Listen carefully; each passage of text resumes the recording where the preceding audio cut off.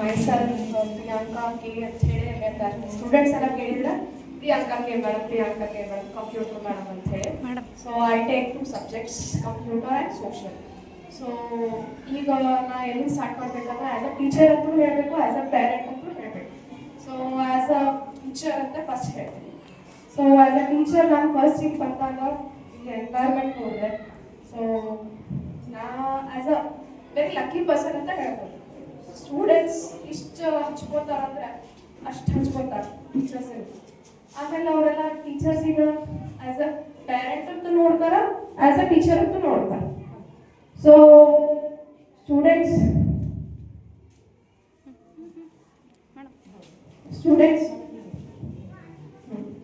Students ಭಾಳ lucky ಅದಾರ ಈ ಸ್ಕೂಲೊಳಗೆ ಕಲಿಬೇಕಂದ್ರೆ. ಯಾಕಂದ್ರೆ ಈ ಕಡೆ ಎಕ್ಸ್ಟ್ರಾ ಆಕ್ಟಿವಿಟೀಸು ಅದ, ಈ ಕಡೆ ಸ್ಟಡೀಸ್ ಅದ.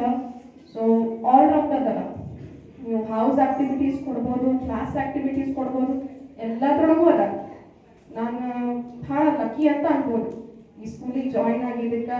ಆಮೇಲೆ ಆ್ಯಸ್ ಅ ಪೇರೆಂಟ್ ಅಂದ್ರೆ ಈಗ ನೆಕ್ಸ್ಟ್ ನನ್ನ ಜರ್ನಿ ಈಗ ಪ್ರೆಗ್ನೆನ್ಸಿ ಜರ್ನಿ ನಡೆದಿದೆ. ಸೊ ಸ್ಕೂಲ್ ಬಿಡ್ಲಿಕ್ಕೆ ಮನಸ್ಸಿಲ್ಲ, ಈ ಕಡೆ ಸ್ಕೂಲ್ ಕಂಟಿನ್ಯೂ ಮಾಡೋಕ್ಕೂ ಆಗ್ತಾ ಇಲ್ಲ.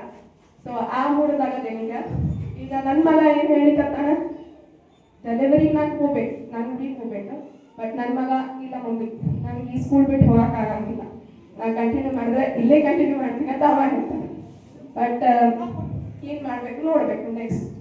So this school have everything, studies, extra activities, everything. C your child growth.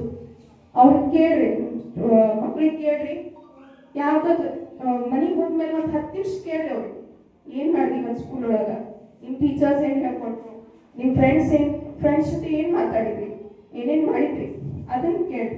Okay, parents ಆಗಿ ನಾವು ಸ್ವಲ್ಪ 20% ನಾವು ಅವ್ರ ಕಡೆ ಲಕ್ಷ್ಯ ಕೊಡ್ಬೇಕು. 80% ಟೀಚರ್ಸ್ ಕಡೆ ಇರ್ತೈತಿ, 20% ನಿಮ್ಮ ಕಡೆ.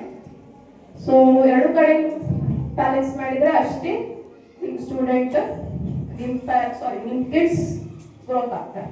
So thank you.